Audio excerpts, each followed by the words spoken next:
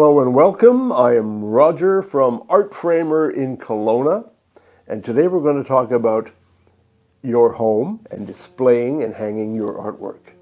So there are two schools of thought in hanging artwork, displaying it. You can be matching your home decor and your furniture and whatnot. That's often a design choice that's valuable and important to some people.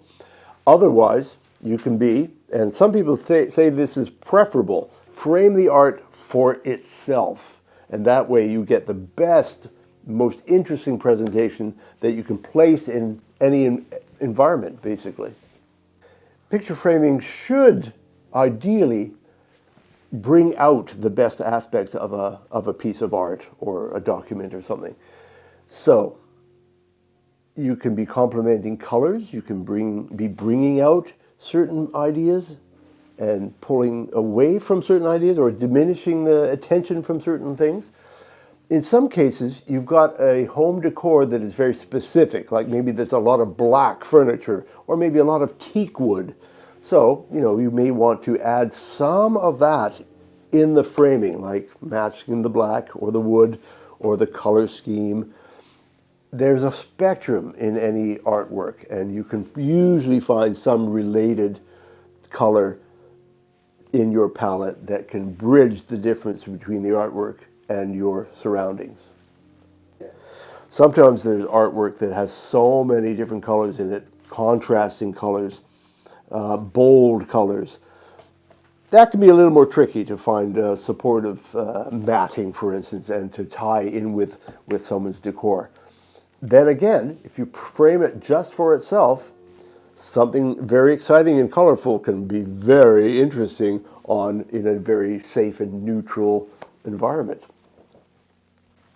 On the other hand, recently I was doing a job for a corporation, for an office facility. And this is sort of a temporary display, not necessarily for long term, not a lot of natural light coming in on it. So, that we didn't spend as much time and energy on that project. Sometimes you're framing a rock and roll poster for your bedroom. It's not necessarily something that's going to last forever. You can certainly be finding ready-made frames and more affordable options for things like that. When you're hanging something that's heavy or large, oversized, you're going to have a couple of concerns. What kind of wall is it? This will determine, in some cases, the kind of hanger you use. Maybe it's going to be a screw with a butterfly to hold it in place, and or sometimes it's a nail into a stud or a fancy hardware apparatus that holds it in place and locks on the bottom if you need a security sort of system like that. So in some cases you would want a professional to come and hang something that's heavy or difficult or going to be in a position that's high and complicated.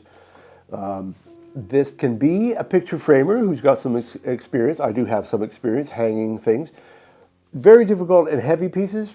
Maybe you want a carpenter or somebody who knows very well how to secure things onto a wall and climb up ladders and scaffoldings, things like that. Now, planning a gallery wall can be a very interesting and exciting project. And I've found, like if you have multiple pictures, you want to make a montage. If you've got floor space, you can lay them all out on the floor. Get your spacing right, get a tape measure, measure between center point to center point and tops of rows of frames. You can make a day of it and get things up, fairly precisely that way if you've got the stomach for it. Well, thank you for watching. It's been a pleasure. I hope you've enjoyed yourself. And if you want to know more, you can check out my website, which is artframer.net.